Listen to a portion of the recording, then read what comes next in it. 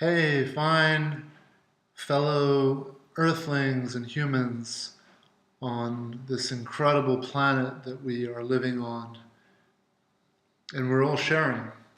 I hope this video reaches you guys all well. I hope you're all doing better and better week by week, hanging in there, powering through everything. This question I get a lot, which is how do I interact with my ex if I bump into them? This question comes up all the time.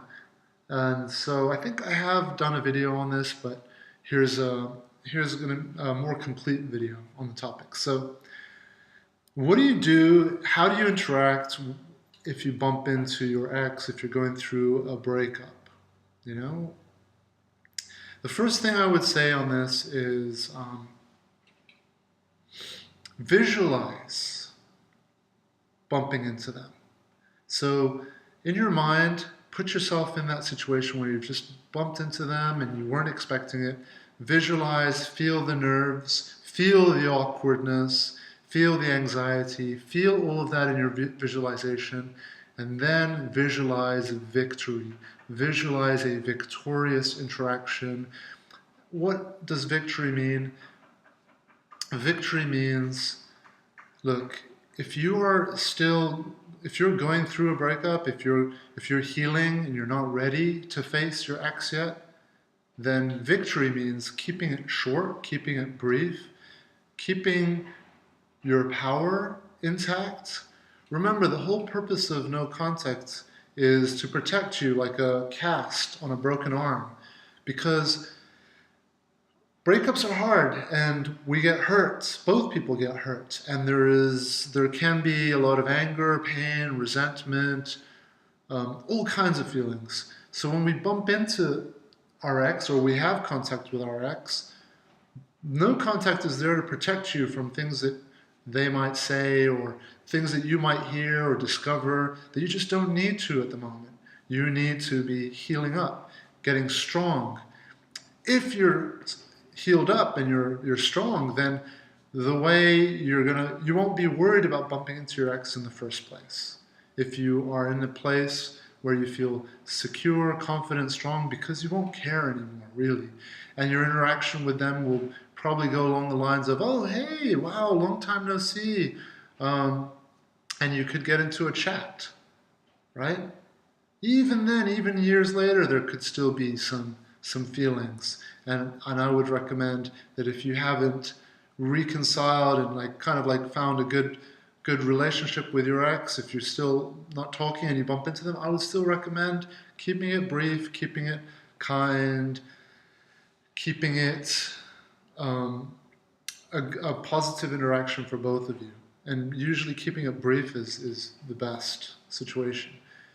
So if you haven't healed up, if you're still healing, if you're still going through a breakup, or I got like a question where they work with their exes, or they go to school with their exes, or they live, in the same apartment building as their exes.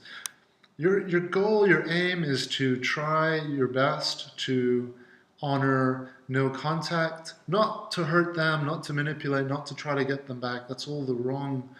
That doesn't work. The reason for no contact is to protect yourself so that you can heal, so you can stay focused, because when we go through a separation, our number one job is to reconnect with ourselves and to find out who we are again, reconnect with who we are, and to grow your life, grow all aspects of your life. And that means your focus should be on all those aspects, whether it's your work, friends, family, hobbies, your body, your mind, your spirit. That's where your attention should be on, all of those things. And I'm sure any of you going through a breakup or who have been through a separation or anything like that will know that it's hard to do that at first, because all you want to think about is your ex. Your mind is holding on, it's finding it hard to let go, and every day you're battling thoughts of your ex. You're trying to let go and allow this disconnection to happen. And for that disconnection to happen, you need something else to hold on. Someone once gave me a really cool analogy of a monkey doesn't let go of the last branch it was holding on to until it firmly holds the next branch, the new branch. And so you're going to find it hard to let go of your ex or whatever relationship you're leaving if you haven't created a new branch, if you haven't got a firm, solid grip on a new branch. And what is that new branch? It's your life, your new schedule, your new routine, all the activities, the people, the foods, the way you're dressing, the massages, the classes, the work, everything that makes up your life, your new life. That's the new branch. And it's going to be hard to let go of your ex and stop thinking of them, and until you feel like, you know what, I feel good and I have a life and I'm happy with this life, and I'm doing it every day, and it's becoming more and more a part of who I am. It's becoming more and more me. Another way to look at it is that you are growing roots into yourself and into the ground beneath you, whereas before those roots had been grown into someone else. So going back to like tips on what to do if you bump into your ex, how to interact, how to behave. Well, tip number one is visualize the whole thing. This is what fighters do. Fighters will visualize in advance their fights. They will visualize the scenarios, all the situations, all the things that could happen, and they will visualize counters. Now, a great fighter will be focused on what they're going to do more in their visualization. An okay fighter is going to think more about what their opponent is going to do. So when you're visualizing, focus on what you're going to do. I guarantee you that the person you're going to bump into is going to be just as lost, just as shocked, just as feeling just as nervous and anxious as you will be. So lead the way and have a plan. So come up with some things to say. Come up with an exit strategy to keep things brief. It can be you bump into them and it's like, oh, hey, how's it going? Or you don't even need to say that because that can open up something. But if you say how's it going kind of like as a natural response, it's cool. It doesn't mean that you actually want to get in a conversation. It's just something to say. So, oh, hey, how's it going? Oh, excuse me, I have somewhere to be. And then boom, leave. Don't worry about what that person thinks, if they think that you're lying about having a place to be. It doesn't matter. The point of it is that you're not ready for that interaction yet. You're not ready for that conversation yet. And your focus needs to be on other things in life. And you're cutting it short to get on with your busy day. You have things to do. So that's just an example of what you can say, but no one's going to come up with a better exit strategy or a better interaction than you. So think about it, visualize it, plan out things that you can say. Oh, I got to go to the bathroom, or oh, excuse me, sorry, I've been holding it for the past hour and I really need to go to the bathroom, but it was nice to see you, or anything that you feel would be comfortable for you, keeping it short so that you can move on. Now, even better than that is if you can reduce your chances of bumping into this person. So focus on going to places that you don't want to change your life too much because of this. You've got to weigh up, like, is it worth me quitting my jiu-jitsu class because my ex goes to the same gym? Maybe it is worth it. Maybe it is worth it. There are other gyms that you can go to, and you could even find a better gym. Or maybe it's not worth it. And if it's not worth it, then that's a decision you've got to make. But if you do go, keep it professional. You're there to just train. If you're at the same school or university or whatever, college, you're there to study. So focus on your studies. You're there to be a professional, so keep it professional. If you're at work, if you work with each other, you're there to work. You're not there to be chit-chatting or talking about stuff. You're there to work, to make money, and then to leave, and then have your life after that. If you go to the gym, you're there to train, you're there to improve, and then to leave, and then get on with your life. Okay? If you can reduce the chances of you bumping into them, do it. It's going to help you while you heal up, while you get stronger. So be smart about what roads you're going to take, what paths you're going to take, where you're going to be. Don't deliberately put yourself in a position where you're going to cross paths with them, as some people do.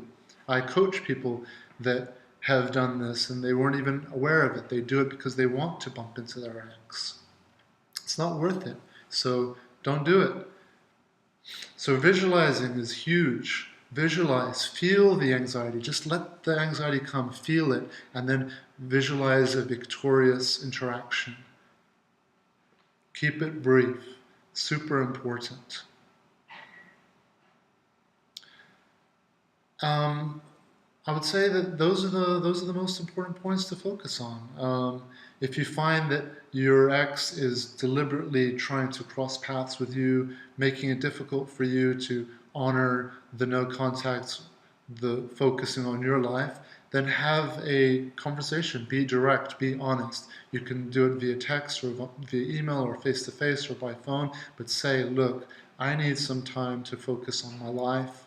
I need some time to focus on certain things, and perhaps maybe in 6 months we can work on reestablishing a friendship or a connection. But for now, I need to focus on myself.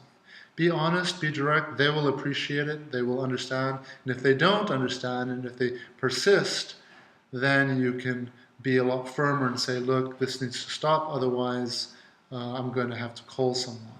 All right? So I'm sending everybody out there all the very best. Breakups are really hard. I heard something the other day where they said that prison brings out the best out of the worst people, and divorces and difficult breakups can sometimes bring the worst out of very good people. So take it easy on yourself. If you're going through this, realize and understand that it's very difficult. I'm working with people every day going through breakups, through divorce. It's really a very hard, difficult situation, but it's a situation that opens us up, and through difficulty, as Einstein says, lies a lot of opportunity. And that's how we get stronger, by going through difficult things, by facing difficult things, by growing through those difficult things. And a breakup and a divorce is arguably more difficult than dealing with a death. It's arguably the most difficult thing you're going to face. So if you face it in an honorable way and with all that you have. A friend of mine gave me these wise words, said, fight honorably and with all that you have. But the key is fight honorably, fight respectfully, fight with kindness. Be strong, be firm, but be kind. Be tactful is the word. Use tact, right? It's incredible advice I was given recently.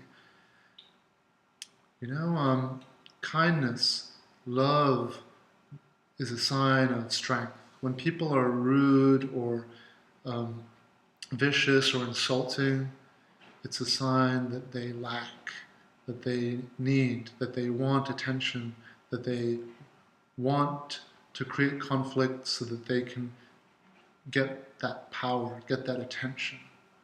So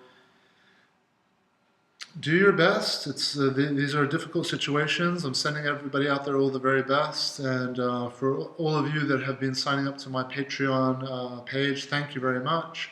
I'm uploading videos on there every week, new videos. There are 2 options on my Patreon. You can just sign up for the basic sign up, and you'll just get to see the videos that I post up there. And then there is another option where you can actually request videos, and I will do custom responses to those requests. So I hope this helps, and sending everybody out there all the very best. Adios for now.